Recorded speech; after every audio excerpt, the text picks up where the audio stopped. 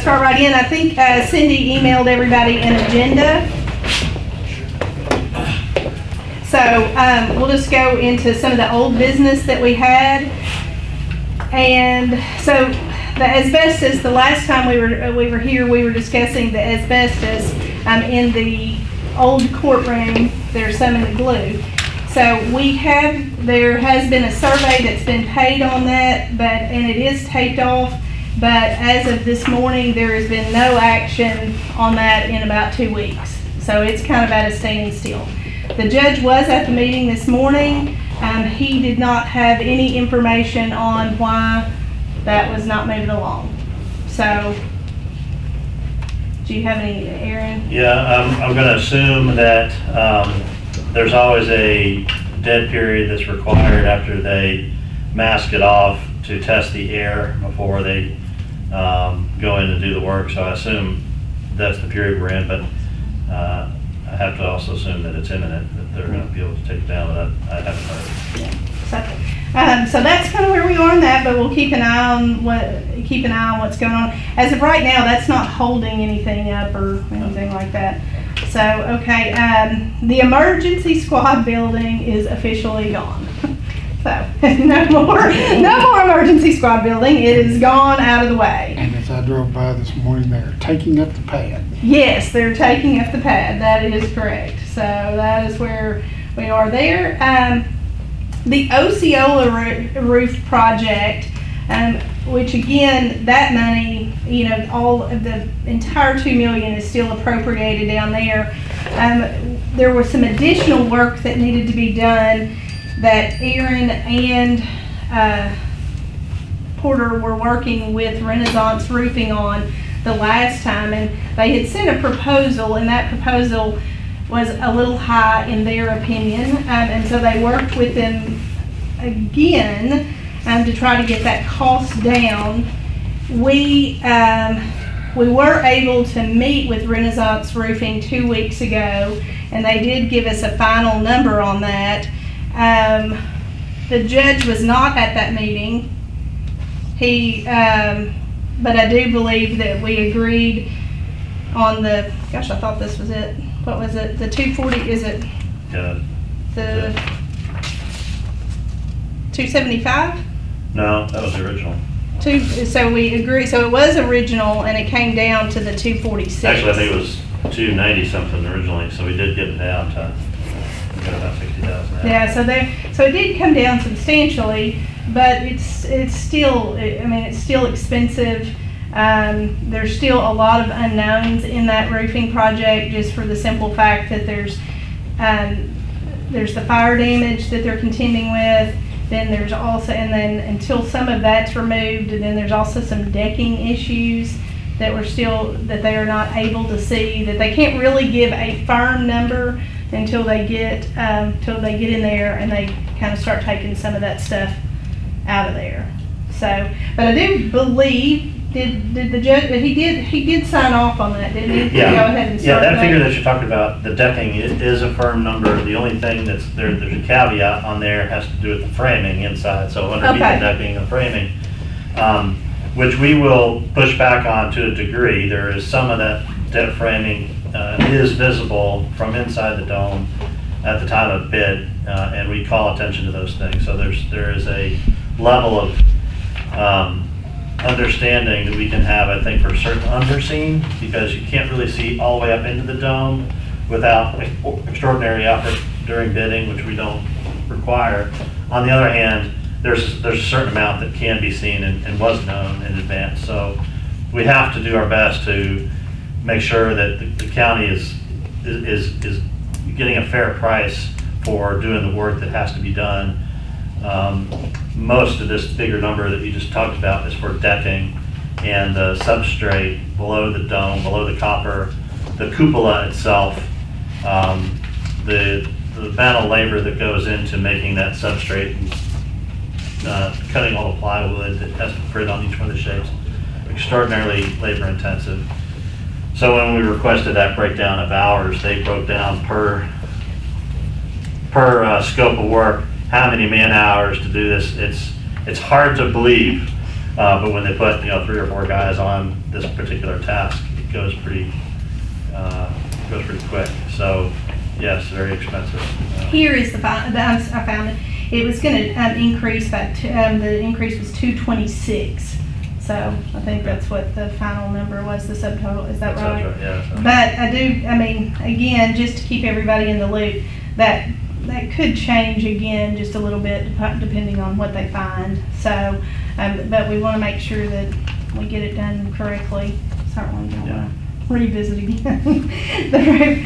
All right, so we'll move into new business. Wanted to kind of get some input from you guys today about our committee meeting schedule. Right now, we've been meeting every 2 weeks. Honestly, the way the project's moving at the moment, I really think we could probably go to monthly meetings. I don't know how you guys feel about that. I do want to take a moment just to remind everybody, just so that we're all on the same page, of how these meetings have been working and how we've been doing this since we've started having them. So there's the OAC meetings, that's right, that are every 2 weeks. And so that is the owner, and the judge is considered the owner, and the architect, which is Aaron, and the contractor, which is C&I. They meet every 2 weeks, and they meet in the mornings on the same day that our committee meeting is meeting. And what they discuss everything that's going on in the project, and they usually have an agenda, and they'll update the schedule, do things like that. I have been attending those meetings. They're not really meant to be public meetings, so that's why I just attend by myself. So and Porter also comes to those meetings, and he acts as, he gives his input where needed, and that seems to work out well. Most of the time, we just talk about, things that are, review the status, any submittals that have come in, discussions on the work that's going on, anything that the owner may need to take care of, things like that, any kind of expenses that may be out of the ordinary.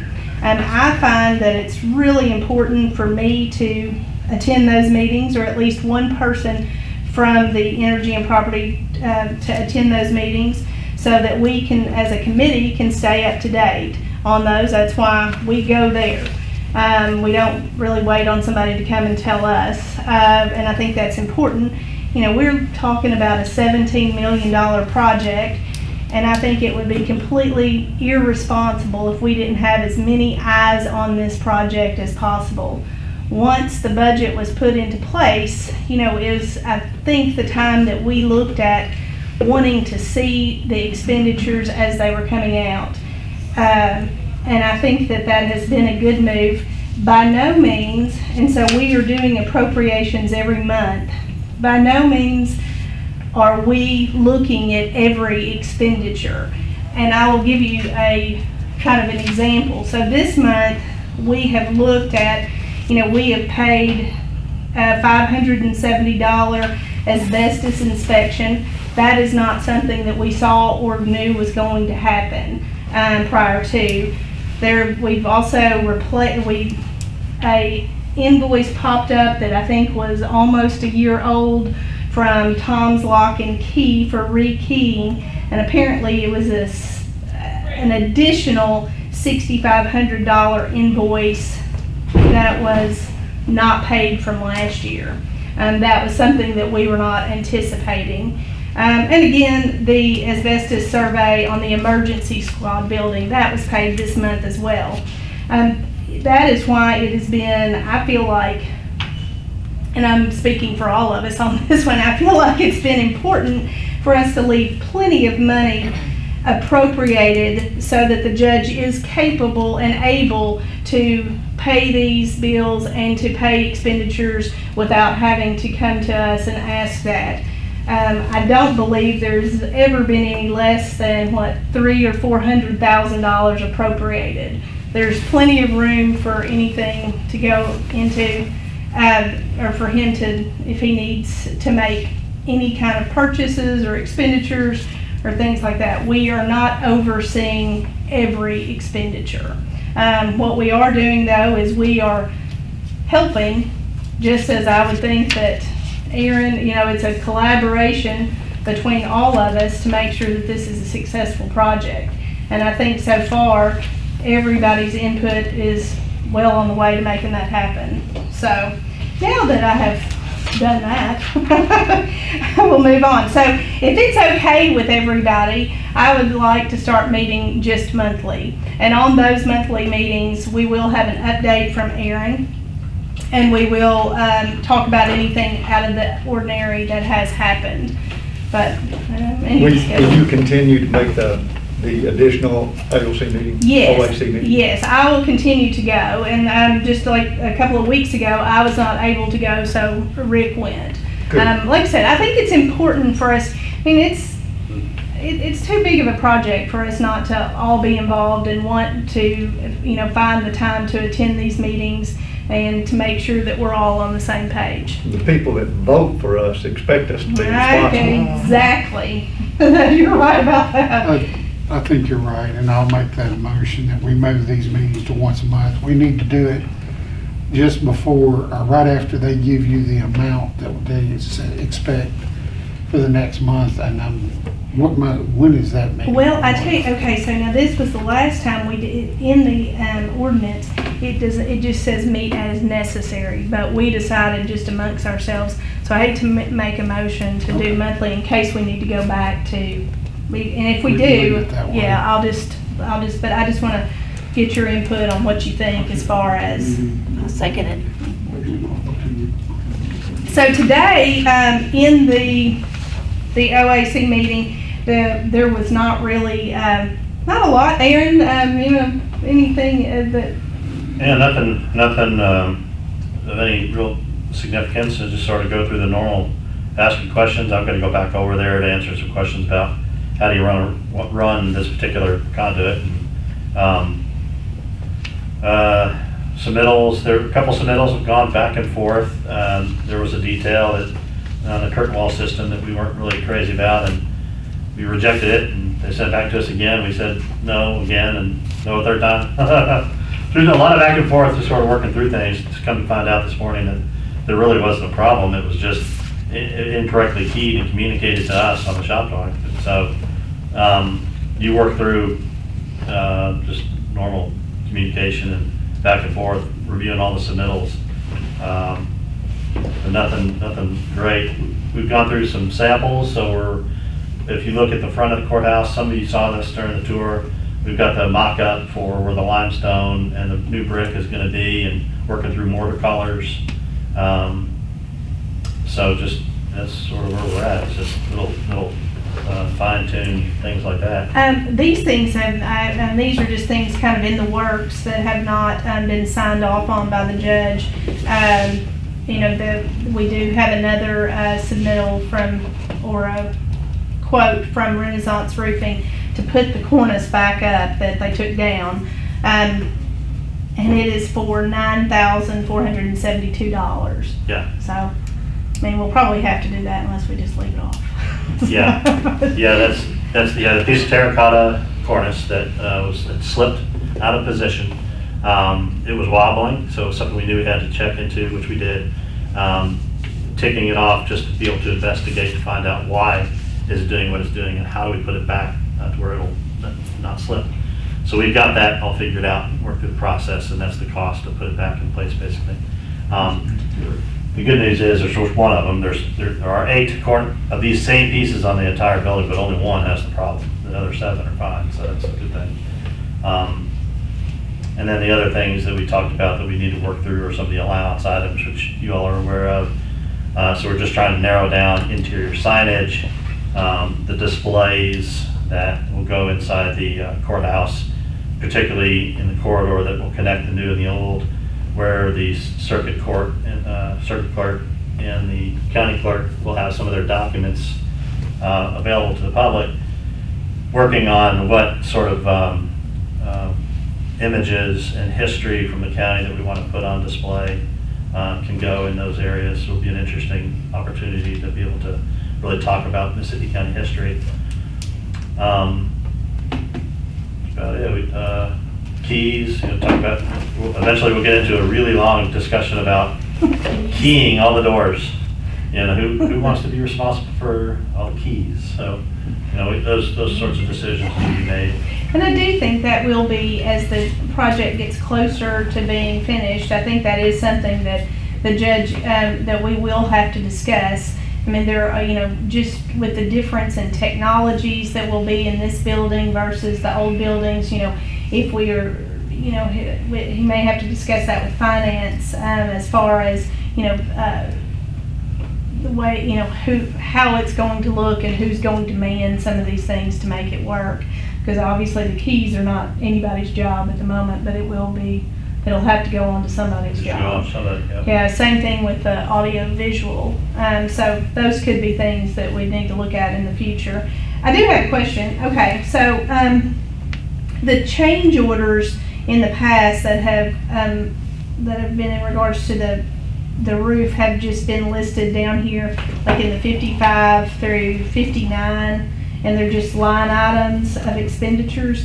Will this one with the cornice, will that be the same way, or will it be taken out of the contingency? Yeah, so it will be it probably needs to come out of the Blyville contingency because it's a Blyville line item. Okay.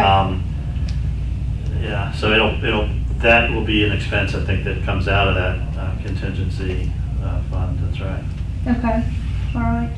And once again, you guys, just as a reminder, Aaron is the one who has been in charge of the budget. So he created the budget, he tracks the budget, and we all kind of collaborate on what how the expenses are going. So any expenses that are not, kind of in the main budget, in the scope, I guess the main scope, are coming down here out of this line. Gosh, let me find it. Where is it? Additional county expenditures related to the project. Yeah. And that line item is meant to fluctuate, and those are where these bills here are kind of being taken out of. Right. So again, another reason that we leave additional money in the appropriated fund, so that they're able to operate daily and do those things, but we're still able to kind of keep an eye on it. So, all right, with all that being said, we have not actually done the pay act for July for CNI, so that has not been finalized, so we don't have an amount on that.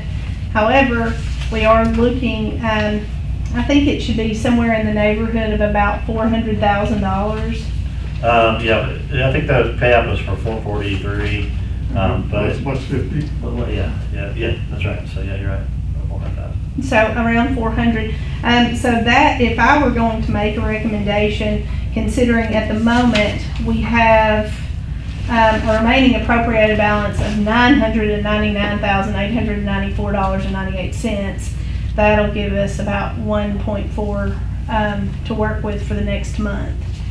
I'll make a motion, we move the 400, what, 440, did you say? Just 400. 400,000 back over to send it to the finance committee to move 400,000, or appropriate 400,000 for construction funds. I'll second. All right, all in favor? Do we have any discussion? Was the judge at your meeting this morning? Yes, typically he is at the morning meetings. So is he aware of how much y'all were going to recommend appropriating today? We had a discussion in the beginning when we first started doing this about having CNI give us a guesstimate each month. And I asked him if he would like to get that number or if he would prefer I get that number. And we even tried to put it off on Aaron. Aaron said he didn't want to be in charge of that at all. So anyway, he told me it was fine for me to call. I really was a little out of my element, to tell you the truth, because I thought, well, I'm just going to call over there and ask, hey, and will they give me the information? But it actually turned out to be somebody I knew, so they did. But I did get with him first, and he asked me to get that number from them. And since that is really the largest expense we have monthly, we're just kind of putting that back in. No, we did not really discuss. They did ask me if I had the number, and I said yes, but we didn't discuss how much today's appropriation was going to be. The reason that I asked that is he has made additional filings in his lawsuit against the Quorum Court last week, in which he alleges that we're not keeping him informed and we're choking him down. He doesn't know what's going on, and yet he doesn't make our committee meetings, and it's hard to know what's going on if you don't make our committee meetings. So we're available. Meetings are being broadcast. There are minutes that are being made that are posted by his office. So I just wanted to make sure that he's aware of what's going on.